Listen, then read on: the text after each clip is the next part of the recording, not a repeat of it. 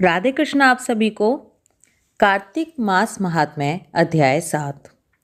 इतनी कथा सुनकर सूत जी से शौनक ऋषि कहने लगे कि हे सूत जी, आप कृपा करके कार्तिक तथा तुलसी का महात्म्य कहिए। तब सूत जी कहने लगे कि हे ऋषियों, जो तुमने मुझसे पूछा है यही प्रश्न एक समय नारद जी ने राजा पृथु से किया था, और जो कुछ उत्तर नारद जी ने दिया वही मैं तुमसे कहता हूँ। एक समय राजा पृथु नारद जी से पूछने लगे कि हे नारद जी, भगवान को तुलसी इतनी क्यों प्रिय है, आप इसका महात्म्य कहिए। तब नारद जी कहने लगे कि एक समय राजा इंद्र बहुत से देवताओं और अप्सराओं सहित महादेव जी के दर्शन को गया। सो जब कैलाश में पहुंचे तब एक बड़े भारी आकार वाले और भयंकर नेत्रों वाले पुरुष को देखकर इंद्र ने पूछा कि तू कौन है और शिव कहाँ है। जब कई बार पूछने पर भी उसने कोई उत्तर नहीं दिया तो इंद्र ने क्रोध में आकर अपना वज्र उसके कंठ पर मारा, जिससे उसका कंठ नीला हो गया। परंतु इंद्र का वज्र भी भस्म हो गया। फिर उसकी आंख से ऐसी प्रचंड अग्नि निकली मानो इंद्र सहित सारे संसार को भस्म कर देगी। ऐसी स्थिति देखकर बृहस्पति जी हाथ जोड़कर और इंद्र को दंडाकार झुककर भगवान शिव की स्तुति करने लगे कि हे देवाधिदेव, त्रिपुरासुर तथा अकासुर का नाश करने वाले, यज्ञ का फल देने वाले त्रिपुरारी, आपको नमस्कार है। ब्राह्मणों की रक्षा करने वाले, आपको नमस्कार है। नारद जी कहने लगे कि हे राजा पृथु, इस प्रकार स्तुति सुनने पर श्री महादेव जी ने त्रिलोकी को दग्ध करने देने वाली अग्नि को शांत कर दिया और कहने लगे कि हे देवताओं, वर मांगो। मैं आपकी स्तुति सुनकर अति प्रसन्न हुआ हूँ। हमने इंद्र को जीवन दान दिया, और हे बृहस्पति जी, आज से तुम्हारा नाम भी जीव होगा। बृहस्पति जी कहने लगे कि यदि आप प्रसन्न हैं तो इंद्र की रक्षा कीजिए और संसार का दाह कर सकने वाली अग्नि जो आपके नेत्र से उत्पन्न हुई है उसको शांत करिए। तब शिवजी कहने लगे कि नेत्र से निकली हुई अग्नि वापस कैसे जाएगी, अतः अब हम इसको दूर फेंक देते हैं। ऐसा कहकर अग्नि को हाथ में लेकर समुद्र में फेंक दिया। वह गंगा के संगम, जिसे गंगा सागर कहा जाता है, वहाँ जाकर गिरी और बालक होकर रोने लगी। उसके रोने के शब्द से पृथ्वी कांपने लगी तथा सातों लोग बहरे हो गए। ऐसा आश्चर्य देखकर वहाँ पर आए हुए ब्रह्मा जी समुद्र की गोद में बालक देखकर आश्चर्य से पूछने लगे कि ये बालक किसका है। समुद्र ने बड़े आदर से बालक को उठाकर ब्रह्मा जी की गोद में दे दिया और कहने लगे कि यह मेरा पुत्र गंगा से उत्पन्न हुआ है, आप इसके जात कर्म कराइए। फिर उस बालक ने ब्रह्मा जी की दाढ़ी पकड़कर इस जोर से मरोड़ी कि ब्रह्मा जी के नेत्रों में आंसू आ गए। किसी प्रकार दाढ़ी छूटी तो ब्रह्मा जी ने कहा कि इसने हमारी आंखों से जल निकाला है, अतः इसका नाम जालंधर होगा। परंतु यह शिव के अतिरिक्त और किसी के हाथ से नहीं मरेगा, क्योंकि यह शिव के अंश से ही उत्पन्न हुआ है। यह अभी युवा हो जाएगा। तब ब्रह्मा जी शुक्राचार्य को बुलाकर और उसका राज्याभिषेक कराकर अंतर्ध्यान हो गए। तब समुद्र ने काल नेमी की कन्या वृंदा के साथ उसका विवाह कर दिया। वृंदा पतिव्रताओं में सबसे प्रथम और अति सुंदर थी। परम सुंदरी वृंदा के साथ विवाह कर जालंधर अति प्रसन्नता से दिन बिताने लगा। जब जालंधर घर में आता तो वृंदा अपने हाथ से पंखा झलती, पाद्य अर्ध्य आचमन उसको अर्पण करती। वह अपने पति को नारायण समझकर उसकी सेवा किया करती थी। नारद जी कहने लगे कि हे राजा पृथु, अब मैं पतिव्रता स्त्रियों के कुछ लक्षण तुमसे कहता हूँ। पतिव्रता स्त्री अपने पति के दुख में दुखी और उसके सुख में सुखी होती है। परदेश जाने पर दुखी और पति के मर जाने पर सती हो जाती है। पति के पाप तथा पुण्य को आधा बांटने वाली स्त्री को अपने पति के मर जाने पर स्वेच्छा से सती हो जाना चाहिए। जो स्त्री सती हो जाती है वह अपने पति के साथ अपने शरीर के 3.5 करोड़ रोमों के अनुसार 3.5 करोड़ वर्ष तक अपने पति के साथ स्वर्ग में वास करती है। जो स्त्री सती होने के लिए जितने कदम शमशान की ओर जाती है उसको पद पद में एक एक यज्ञ का फल प्राप्त होता है। वह अपने माता, पिता तथा पति तीनों कुलों को पवित्र कर देती है। जैसे सपेरा सांप को बिल के बाहर निकाल लेता है, वैसे ही वह अपने पति को नरक से बाहर निकाल लेती है। अतः पतिव्रता स्त्रियों को अपने मृतक पति के साथ सती होना उनका परम धर्म है। इतना कहकर नारद जी बोले, हे राजा पृथु, देवताओं से डरकर जो सब दैत्य पाताल में भाग गए थे, वे जालंधर का अभय पाकर फिर पृथ्वी पर आकर घूमने लगे।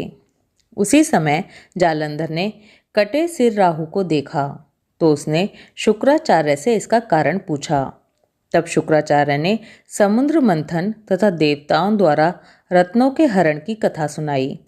इस प्रकार पिता का मंथन और दैत्यों का अनादर सुनकर जालंधर ने क्रोध में आकर घसमर नाम वाले दूत को बुलाकर इंद्र के पास भेजा। वह सभा में जाकर अभिमान पूर्वक इंद्र को नमस्कार ना करके कहने लगा कि तुम दैत्यपति जालंधर ने जो कुछ कहा है वह सब सुनो।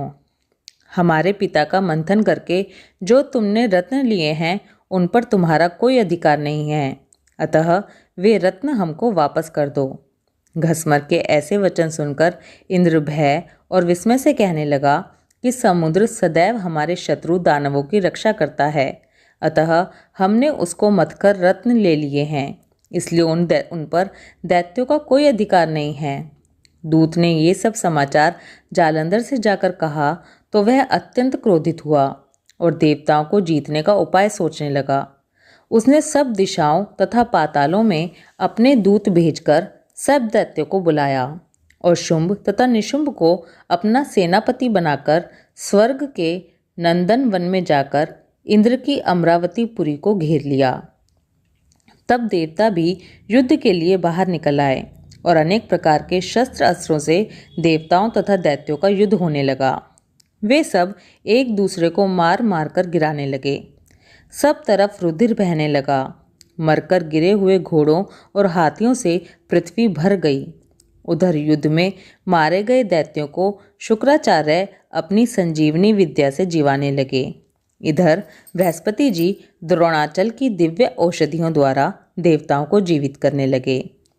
उधर जब देवताओं के जीवित होने का वृतांत दैत्यों ने शुक्राचार्य से जाकर कहा तो जालंधर दैत्य ने अपने अनुचरों को द्रोणाचल पर्वत को समुद्र में फेंक देने का आदेश दिया।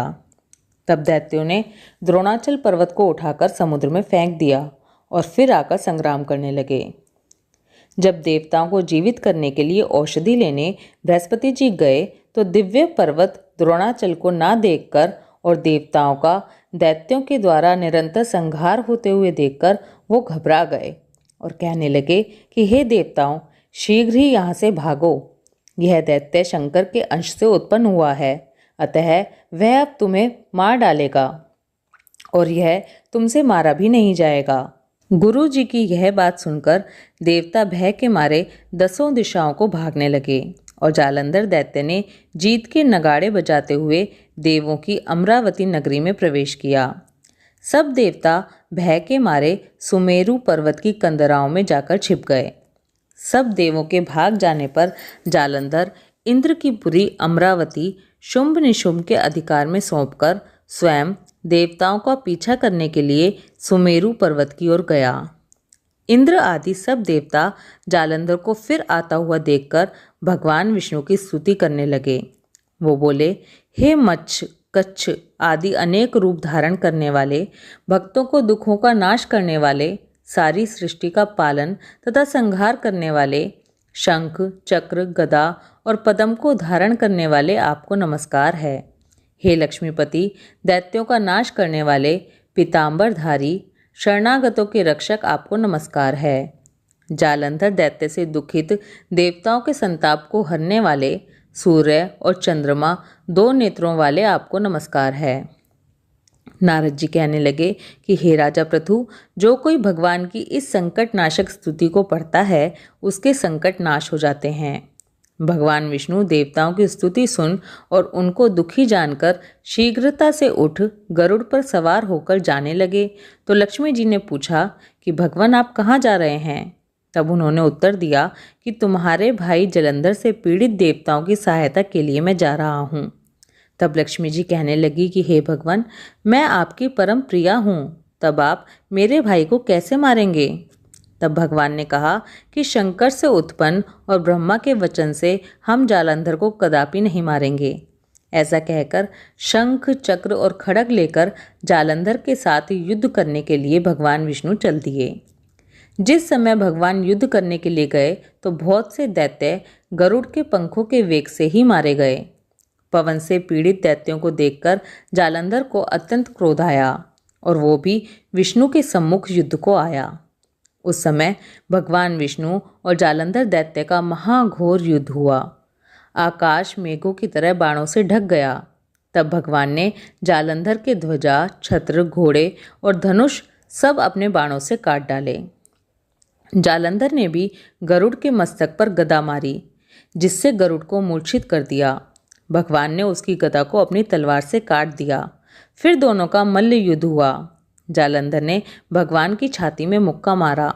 उस समय भगवान और जालंधर के इस घोर युद्ध को देखकर सारा संसार भयभीत होकर कांपने लगा। तब भगवान विष्णु ने कहा कि हे दैत्यराज, तुम्हारा और हमारा युद्ध ठीक नहीं, क्योंकि तुम लक्ष्मी के भाई हो। तब जालंधर ने कहा, यदि आप प्रसन्न हैं तो मुझको यही वरदान दें कि लक्ष्मी जी तथा अपने गणों सहित आप मेरे घर में वास करो। ऐसा ही होगा। ऐसा कहकर भगवान विष्णु लक्ष्मी जी सहित जालंधर नगर में चले गए। तब जालंधर देवताओं के स्थान पर सब दैत्यों को नियुक्त करके जालंधर नगर में निवास करने लगा और देव, गंधर्व, किन्नर, यक्ष आदि के पास जो भी रत्न थे वे सब अपने अधिकार में करके निशुंभ को शासन करने के लिए पाताल में भेज दिया। वहां उसने शेषादि नागों को वश में कर लिया। इस प्रकार जालंधर देव, यक्ष, किन्नर, गंधर्व और मनुष्य को अपनी प्रजा बनाकर पुत्र समान तथा धर्म की नीति से उनका पालन करते हुए त्रिलोकी का राज्य भोगने लगा। नारद जी बोले, हे राजा पृथु, एक समय भगवान के दर्शन करने तथा जालंधर की राज्य लक्ष्मी को देखने के लिए हम भी वहां गए। जालंधर ने हमारा बड़ा आदर और सत्कार किया। भक्ति भाव से पूजन करके कहने लगा कि महाराज, आपका कैसे आगमन हुआ और मेरे लिए क्या आज्ञा है? हमने कहा कि दैत्यराज, मैं कैलाश गया था। वहां पार्वती सहित अवधूत शिव और उनका वैभव देखा तो चकित हो गया कि क्या ऐसा वैभव और किसी का भी हो सकता है। ऐसा विचार कर तीनों लोकों में भ्रमण करता हुआ अब मैं यहाँ पर आया हूँ। यहाँ आकर मैंने तुम्हारी समृद्धि भी देखी। तुम्हारे और शिव के वैभव में और कोई अंतर नहीं है, किंतु तुम्हारा वैभव स्त्री रहित है। भस्म लेपन करने वाले राग रहित कामदेव के शत्रु शिव के पास स्त्री रत्न जैसी पार्वती है।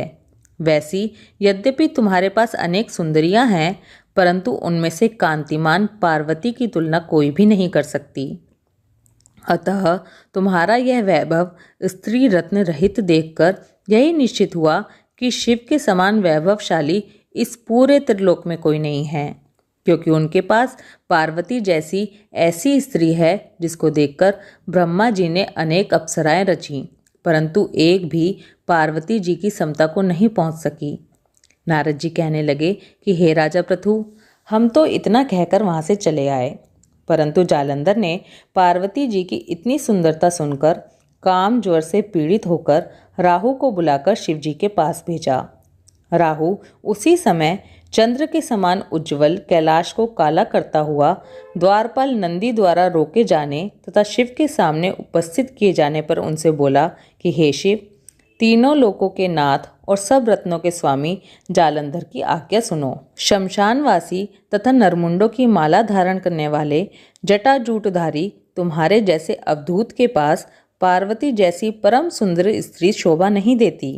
मैं तीनों लोकों का नाथ, सब रत्नों का स्वामी हूँ, क्योंकि पार्वती भी स्त्री रत्न है, अतः वो मेरे यानी जालंधर के साथ ही शोभा दे सकती है।